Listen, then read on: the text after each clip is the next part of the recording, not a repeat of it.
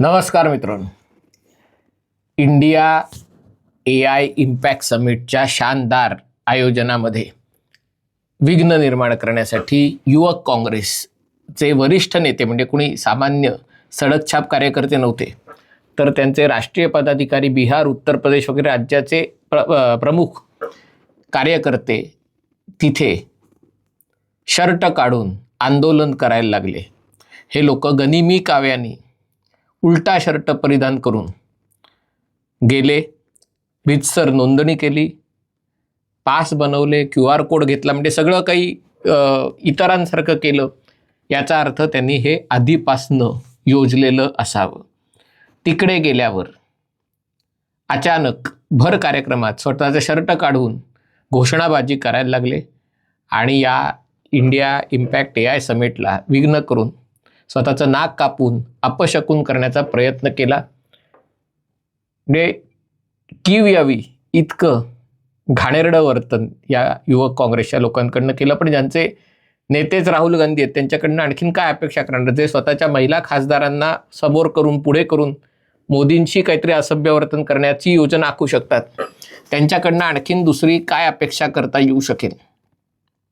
अर्थातच हे राहुल गांधींसारखे मसलमॅन नव्हते. सगळ्यांची पोटं पुढे आलेली पडवळ दंड होते. पडवळ दंड म्हणजे तुम्हाला सांगायची गरज नाही महाराष्ट्रात.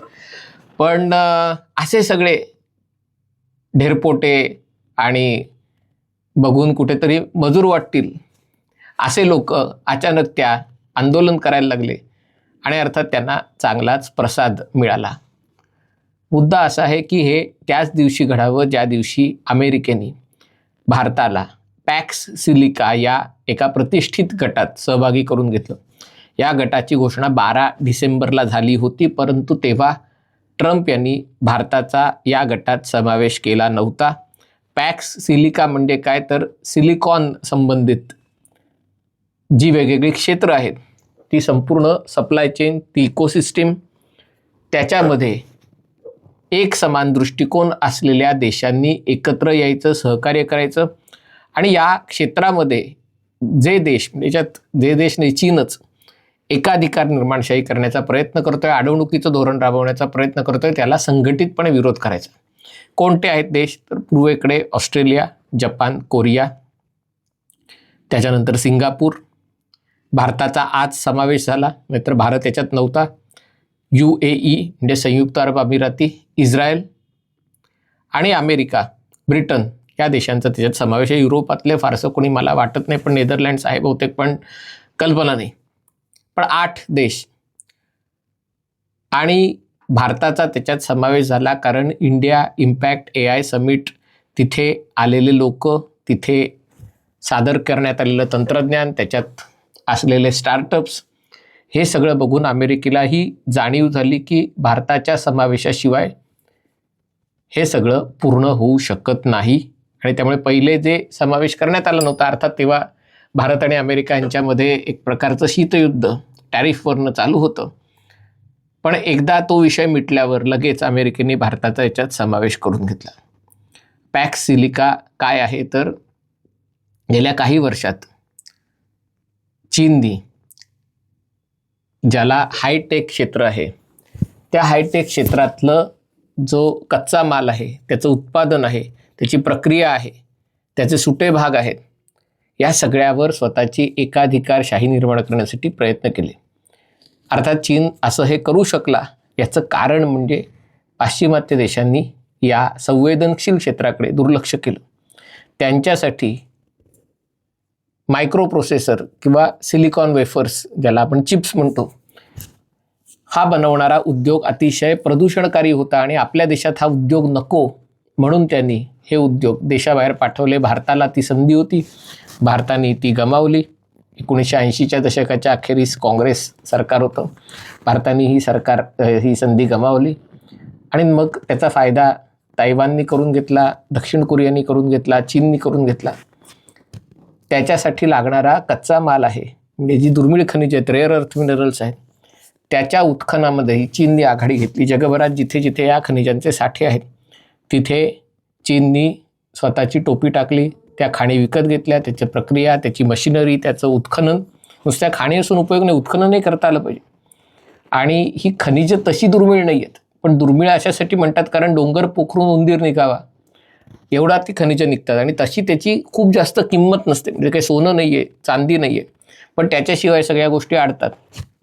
जसं मी तुमचं कॉस्ट अकाउंटिंगच्या काळातलं उदाहरण देतो की जिरा बिस्किटमध्ये जिऱ्याची किंमत 5 पैसे असते, पण जर जिरं नसेल तर जिरा बिस्किट पूर्ण होऊ शकत नाही. तशीच ती गोष्ट आहे. आणि चीन या सगळ्या गोष्टीमध्ये स्वतःची एकाधिकारशाही निर्माण केली.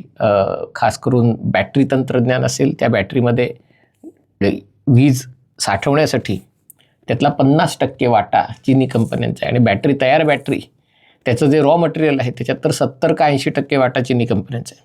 आणि नंतरच्या काळात चीननी इतर देशांशी व्यापार करताना, संबंध ठेवताना आपली ही ताकद शस्त्र म्हणून वापरायला सुरुवात केली. आणि त्यामुळे जर तुम्ही चीनी मालावर आयात कर लावायचा प्रयत्न केलात, तुम्हाला तंत्रज्ञान देणार नाही. तुम्ही जर वाहन उद्योग उभारायला गेलात तर तुम्हाला त्याच्यासाठी लागणारं बॅटरीचं मटेरियल आहे ते पुरवणार नाही. आणि त्यामुळे संपूर्ण जग आपल्यावर अवलंबून राहील अशी रचना चीननी करायला सुरुवात केली. आणि त्यामुळे कुठलाही एक देश चीन विरुद्ध लढण्याच्या परिस्थितीत नाही आहे. सगळ्यांना चीनबरोबर जुळवून घ्यावं लागत आहे, अगदी भारतालाही जुळवून घ्यावं लागत आहे. आणि त्यामुळे हे जे सगळे देश एकत्र आलेले आहेत, ऑस्ट्रेलियामध्ये खनिज संपदा आहे, म्हणजे दुर्मिळ खनिजं ज्या ठिकाणी मिळू शकतात त्यात ऑस्ट्रेलियाचा समावेश आहे. जपान आणि कोरिया हे तंत्रज्ञान क्षेत्रातले दादा देश आहेत. जेव्हा अमेरिकेने सेमीकंडक्टर क्षेत्र विकसित तयार करायला सुरुवात केली, भारताला विचारलं होतं, पण जेव्हा नाही म्हणलो तेव्हा हे सगळे उद्योग या देशांमध्ये गेले. नंतर ते तैवानमध्ये गेले, पण तैवानच्या पूर्वी ज्या चिप्स बनल्या जायच्या वेगवेगळ्या गोष्टींसाठी, अजूनही काही क्षेत्रातल्या चिप्स आहेत एकदमच्या अगदी छोट्या 2 नॅनोमीटर 3 नॅनोमीटर त्या तैवानकडे, पण बाकीच्या चिप्स आहेत त्याच्यात जपान आणि कोरियाकडे त्याचा फायदा आहे. सिंगापूर या सगळ्या जागतिक व्यापाराचं प्रमुख बंदर आहे सिंगापूर आणि दुबई, म्हणून UAEचं महत्त्व आहे. आणि UAEनी या क्षेत्रातही प्रचंड प्रमाणात गुंतवणूक केलेली आहे. AIच्या क्षेत्रात ईज ऑफ डुईंग बिझनेसमध्ये दुबई आणि सिंगापूरचा कोणी हात धरू शकत नाही. आणि त्यामुळे हे देश असणं महत्त्वाचे आहेत. भारताकडे मी शेवटी येतो. नेदरलँड्स हा देश आहे की जी सगळी लिथोग्राफिक मशीन्स आहेत, ती मशीन्स त्याच्यावर या चिप्स तयार होतात, ती फक्त नेदरलँड्समध्ये बनतात. अमेरिका सगळ्या मोठ्या तंत्रज्ञान कंपन्या आहेत, AI क्षेत्रातल्या सगळ्या ताकदवान कंपन्यात अमेरिकेत आहेत. ब्रिटन हे जगातलं एक प्रमुख आर्थिक केंद्र आहे, अर्थात अमेरिकेचा मित्रही आहे, पण प्रमुख आर्थिक केंद्र आहे. आणि भारत याच्यामध्ये या सगळ्याला कॉम्प्लिमेंट करू शकतो, कारण या सगळ्या गोष्टींचं उत्पादन जर कुठे होऊ शकत असेल चीनशी स्पर्धा करण्यात या बाबतीत, तर ते भारतात होऊ शकतं. हे खरं आहे की भारताबरोबर ते व्हिएतनाममध्ये, थायलंडमध्ये येऊ शकतं, पण हे सगळे देश चीनशी पंगा घेऊ शकत नाही. चीनसमोर हे झुकून आहेत, दबून आहेत. आणि त्यामुळे भारत हा देश आहे की जो त्या स्केलमध्ये उत्पादन करू शकतो. ते तंत्रज्ञान आहे. आणि AIचा वापर कसा करायचा हे भारतीयांपेक्षा चांगलं कोणाला कळत नाही. त्याच्यासाठी लागणारा कौशल्य असलेला वर्कफोर्स भारत पुरवू शकतो, त्याच्यासाठी मार्केट भारत पुरवू शकतो, त्याच्यासाठी नियम बनवण्याच्या बाबतीत भारत मदत करू शकतो. आणि त्यामुळे भारत सगळी इकोसिस्टीम जर ही जगभरातली वेगळी आहे ती एकत्र येऊ शकते, तर ती भारतात येऊ शकते. आणि त्यामुळे भारताचा समावेश करणं अमेरिकेला गरजेचं वाटलं. पण विघ्नसंतोषी राहुल गांधी आणि त्यांचे चेले चपाटे, म्हणजे बघा गेल्या महिन्यात राहुल गांधी जनरल नरवणेंच्या न प्रसिद्ध झालेल्या पुस्तकाचा हवाला देऊन असं एक चित्र तयार करत होते की भारताने चीन पुढे शरणागती पत्करली. आता राहुल गांधी आणि त्यांचे चेले चपाटे चित्र तयार करायचा प्रयत्न करत आहेत की भारताने अमेरिकेपुढे शरणागती पत्करली. म्हणजे नॅरेटिव्ह तयार करण्याशिवाय ज्यांना काही येत नाही त्यांच्याकडनं दुसरी अपेक्षा नाही आहे. पण जे समिट आहे, आणि हे राष्ट्रीय समिट नाही, हे आंतरराष्ट्रीय समिट आहे. यापूर्वीची जी परिषदा पार पडल्या त्या कोरियामध्ये, फ्रान्समध्ये, जगातल्या ब्रिटनमध्ये अशा ठिकाणी पार पडल्या. आणि मग भारताने ते फ्रान्सकडे असताना भारताने त्याच्यात यजमानपद मिळवलं होतं. ते यजमानपद मिळवणं सोपी गोष्ट नाही आहे. जगाला भारताची ताकद दाखवणं सोपी गोष्ट नाही आहे. संबित पात्रांनी पत्रकार परिषदेमध्ये घेतले, नेहरू एडविना माउंटबॅटनला फक्त नागोबा म्हणजे साप आणि गारुडी हे असं दाखवण्याचे फोटो आहेत. हे नेहरूंचं कर्तृत्व आहे. मग आता मला सगळ्या गोष्टीमध्ये नेहरू आणायचं नाही आहे आणि एडविना माउंटबॅटन तोही विषय आणायचा नाही आहे.